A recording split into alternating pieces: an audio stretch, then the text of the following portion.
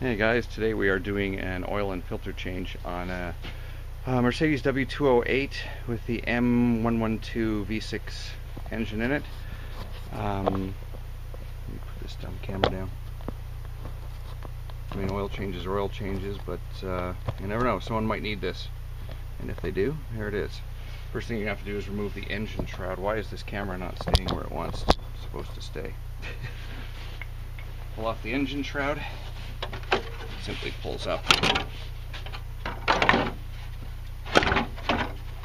and off.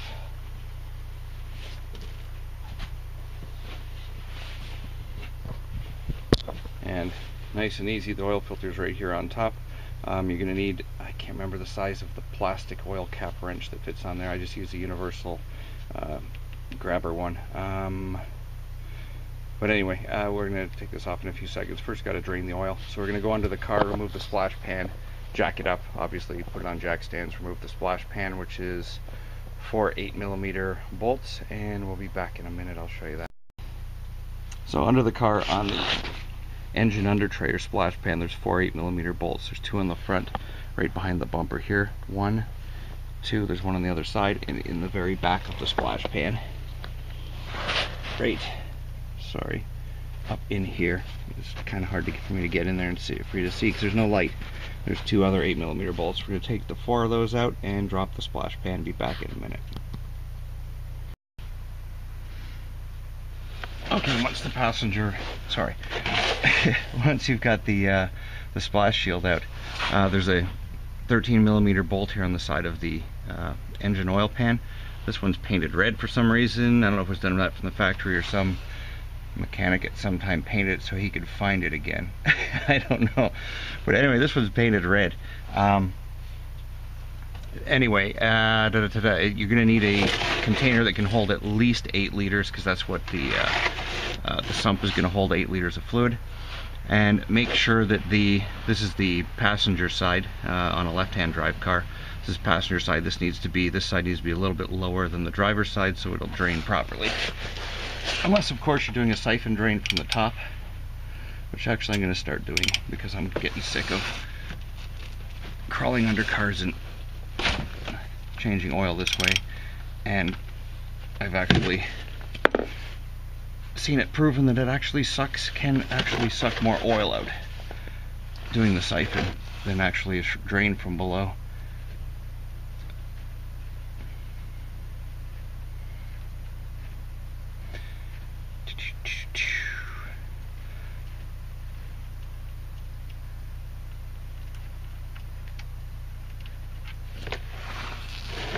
Also remember, when you're changing your oil, start the car and let it idle, or either drive it or let it idle for 10 or 15 minutes to get the oil warm enough to flow out properly, or else you just be sitting there forever and it doesn't drain out of the oil pan properly if it's not warm.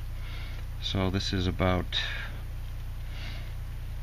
5,000 kilometers on this oil change. I usually go about 10,000 on a synthetic change, but it was the first time I'd changed oil in this car, so not knowing what the previous owner did. I know what they said they did, but you can never tell.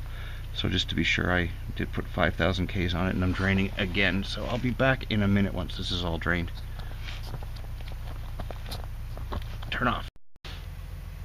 Okay, once all the oil is out, your filter kit, I'm using a Wix, should come with a new copper gasket, copper washer for the drain plug.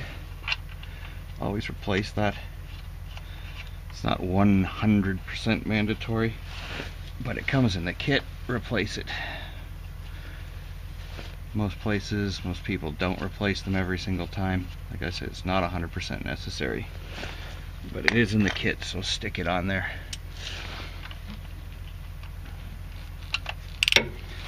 And then we're going to tighten to about 10 foot-pounds of torque. That's about it. We're going to put the underbelly tray back on, and then move up to the top. So I'm just going to bolt that under tray back on and be back with you in a few minutes. Okay, so as I said before, the oil filter is on top here. It's a cartridge type filter. This is a Wix that I'm using. You can buy a specific cap To pull those off with a wrench, I just use a universal filter tool because I take millions of them off a year. And it simply grips on and turns the cap off. The cap should not be that tight.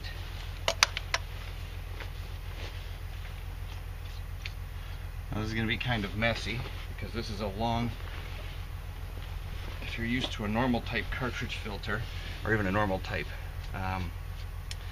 drop-in cartridge filter, or a regular spin-on filter, this is going to be a little bit different for you because they're kind of an odd one.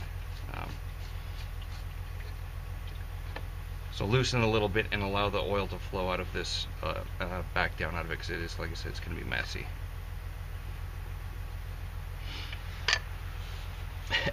So as you can see, this is the long sucker.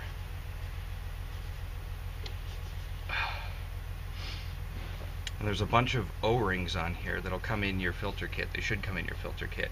There's 1, 2, 3, and then 4. One big one on the top that are in the little bag should be with your filter kit. And the filter simply slides off. As you can see, actually that filter looks a lot more than 5,000 Ks. So I'm glad I changed the oil sooner than I did. Because when you buy a car from someone, they're always going to say, oh, I religiously change the oil every 5,000 kilometers. I only used Mobil 1 synthetic, and I only did this and that and the other thing. And a lot of times they're lying to you. Sometimes they're not.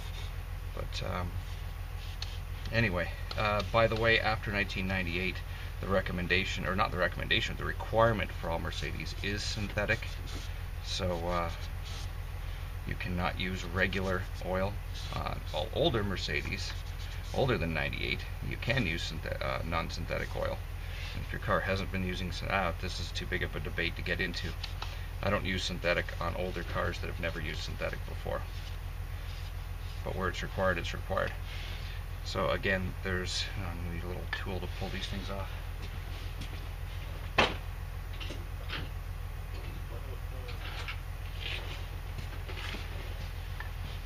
So again, there's 4 little rubber washer or rubber O-rings on here, and they get progressively larger as you go up from the bottom. 1,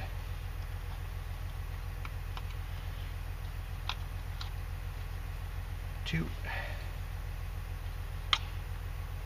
They're impossible to mix up, as I said. There's 4, and they're all 4 different sizes. 3. And then the 4th one is the top cap seal. 4. Now I'm just going to put all this back on. I'm sure you don't want to see me do. Oh, you know what? I'll just do it.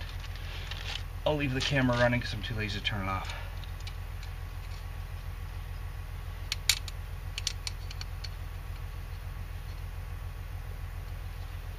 Hey, go on there.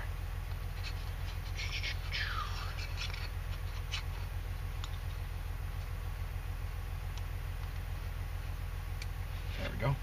1. Come out there, you guys.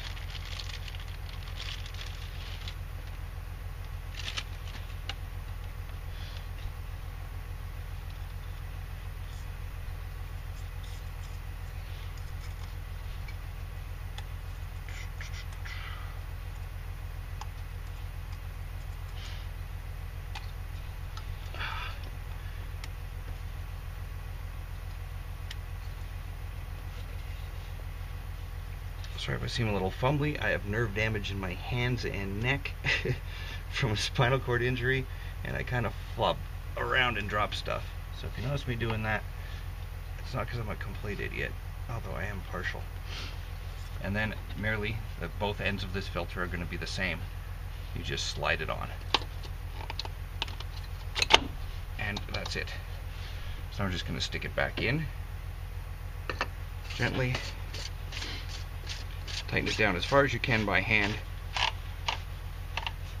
and then using the wrench about 1/8 to 1/4 turn more.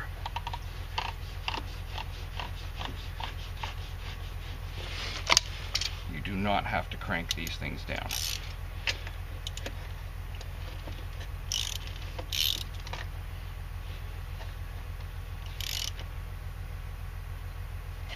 And that is it.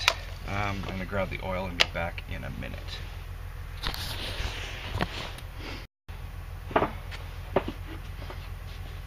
Okay, so we're all done and ready to add oil. Again, the capacity is 8 liters. We're not going to put 8 liters in first. I don't know if you use a funnel or not. I use Dixie cups, tear off the bottom, and use those for funnels. They're disposable. Anyway, the requirement again is synthetic. I'm using 0.40 because it's winter time. In the summer I'm not going to go any, I never go any lighter than 2050. But in the winter 0W40 is fine because it's going to be very cold here this winter. I'm using Mannheim synthetic. I've never heard of it before. It's a 0.40, but it's a full synthetic. It was a really, really good price, and the guy at a parts place that I trust, he says it's great oil. So it does meet Mercedes requirements. I did check it. It does meet all the Mercedes requirements. So I'm going to try it out. All you can do is go on the recommendations of people you trust, I guess. It's an American company, American-made oil. Again, I've never used it before, so we will find out. I'll guinea pig myself on it. But at $25 for 5 liters, it's pretty damn cheap compared to every other synthetic out there. So at first I'm just going to put 5 liters in and then take it's like I said, 8 liter capacity. I'm going to put 6 or 7 liters in total. You never know that you got all the oil out. So don't just go throwing 8 liters in, because if your oil is overfilled, then that's going to cause a lot of problems. You can cause major engine damage by having too much oil inside your engine. So always put 1 or 2 liters less than your full capacity in there, and then check with the dipstick after you've started the car and run it for a minute. So anyway, I'm going to put about 6 liters in here, start the car and check it, and I'll be back in a minute because I'm sure you don't want to watch me pour oil for 20 minutes. Okay, once I put the oil cap back on, started and ran the engine for 3 or 4 minutes to let the oil circulate, and then shut it off, let it sit for 2 or 3 minutes, and let the oil drain back in the oil pan so you can get the proper reading with your dipstick. And I'm just going to check it now, and it looks like I have to put about half a liter in. You can see the mark there, the difference between the bottom and top. That's where it's supposed to be, in this level between the 2 grooves. Should be about 1.5 liters between those 2 marks. So again, I've said it a million times before, it's better to underfill than overfill. If you're overfilling, you are committing a crime against humanity, and honestly, you're doing a lot of harm to your engine by overfilling. So it's best to take a little bit of time and check, add a little bit more, check again, add a little bit more, check again, wait for the oil to drain down into the oil pan. It takes a few minutes for it to do that. Anyway, that's about all I can tell you. Thanks for watching.